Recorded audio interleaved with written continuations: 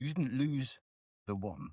You lost yourself trying to keep them. You know what's mad? People will survive relationships that look like emotional hostage negotiations and still sit there afterwards going, yeah, I think they were my soulmate. Your soulmate? Mate, they ignored you for 3 days because you replied with the wrong emoji. That's not romance. That's intermittent reinforcement with Wi-Fi. What are you actually sad about losing? Seriously. Because when it comes to people talk about heartbreak, they always describe it like someone died. They were everything to me. They understood me. I'll never find someone like them again. Well, you're not.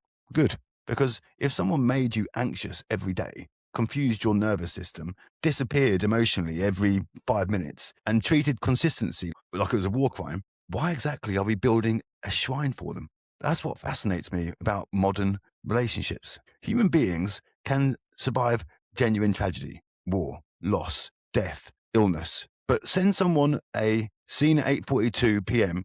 with no reply, and suddenly they're listening to Adele in the shower like they've just been returned from Vietnam. Because heartbreak isn't always heartbreak. Sometimes it's withdrawal. There's a big difference. And most people don't understand that at all. You're not crying because you lost peace. You're crying because your nervous system got addicted to the unpredictability. That's the uncomfortable bit.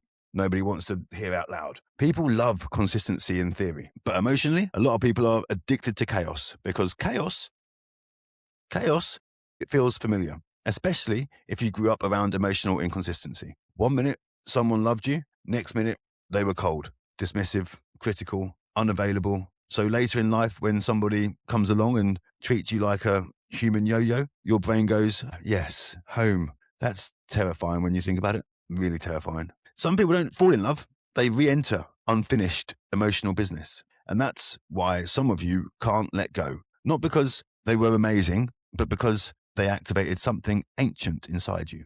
You're not grieving the person. You're grieving the fantasy that this time you'd finally be chosen properly. And that hurts, especially when you realize how much of yourself you abandoned trying to make it work. That's the bit people don't talk about enough. Self-abandonment. You stopped speaking honestly. You stopped setting boundaries. You stopped trusting your gut. You became emotionally flexible in all the worst ways. You tolerated things you'd tell your friends to run from. You know when your mate texts you, yeah, he disappeared for 4 days, then he come back saying he's overwhelmed. And you're like, overwhelmed? Doing what? Building the pyramids? But when it's you, suddenly you become a relationship archaeologist. No, see, if you analyze the wording of their Instagram story and combine it with their childhood trauma, no, stop it.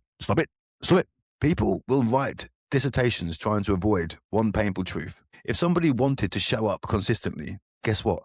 They would. That doesn't mean they're evil. Doesn't mean they're a narcissist. It doesn't mean they're secretly plotting your destruction in a volcano layer, stroking a cat. No, sometimes people are just emotionally immature. Sometimes they like attention more than the connection. And sometimes they enjoy being wanted more than they enjoy loving. And social media has made this 10 times worse because now everyone's emotionally available until there's accountability involved. Everybody wants intimacy until intimacy requires sacrifice. Everybody wants loyalty until loyalty becomes inconvenient. Everybody wants deep connection, but also backup options, escape routes. People talk about relationships like they're shopping subscriptions now. Yeah, I had him for a bit, but I'm trialing someone else now. It's madness. And because dating has become so performative, people confuse intensity with compatibility. That's why toxic relationships feel so powerful. Highs and highs, lows and lows, massive chemistry, massive anxiety. 1 minute you're planning holidays, next minute you're fucking Googling attachment styles at 2 a.m. eating cereal out of a box like a raccoon in emotional debt. That's not love. That's your cortisol having a nightclub experience. Real love is actually quite boring. Sometimes, in fact, really boring, stable, safe, everything that's predictable. And people who've being conditioned by chaos mistake stability for lack of passion because peace feels unfamiliar. There's no emotional roller coaster, no panic, no guessing games, nobody's posting cryptic Instagram quotes saying, sometimes the person you die for kills you slowly. Karen, he just didn't text back. Calm down, dear. Calm down.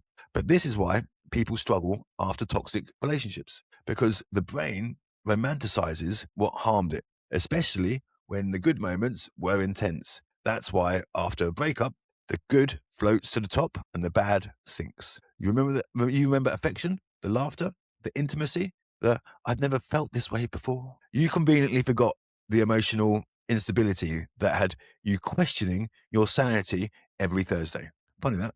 Funny.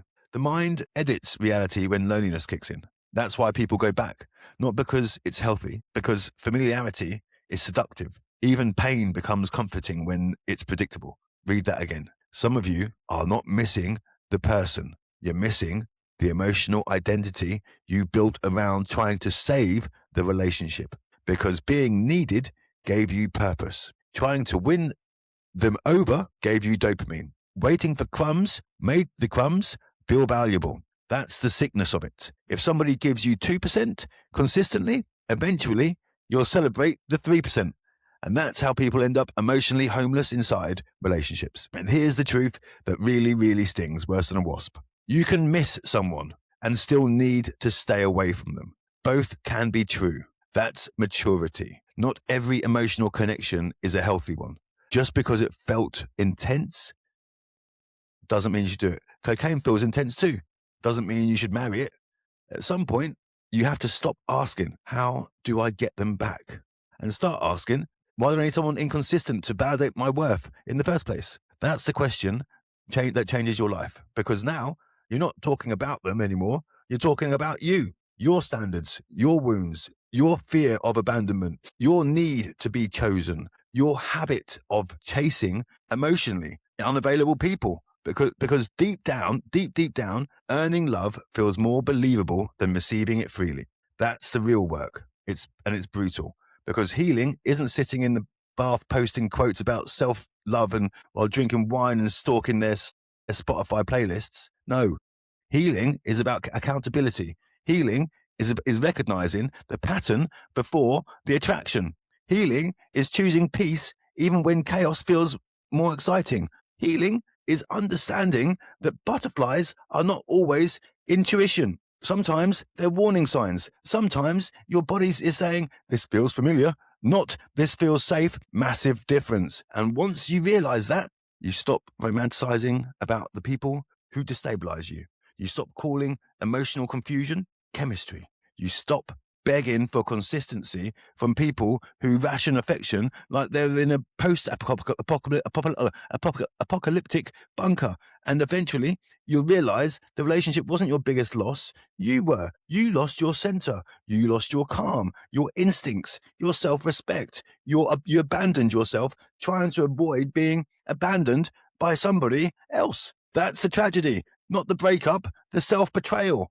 But the beautiful thing is this: you can get yourself back. That's the part nobody tells you. You can rebuild your standards.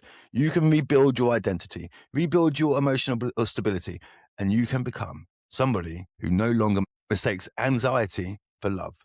And when that happens, you stop mourning the people who left, because you finally understand something most people never do. Anybody can trigger your trauma. Very few people are capable of protecting your peace. And once you've experienced peace, proper peace, chaos stops looking romantic. It just looks exhausting. So I'll ask you one more time. What are you actually really sad about losing? Them or yourself?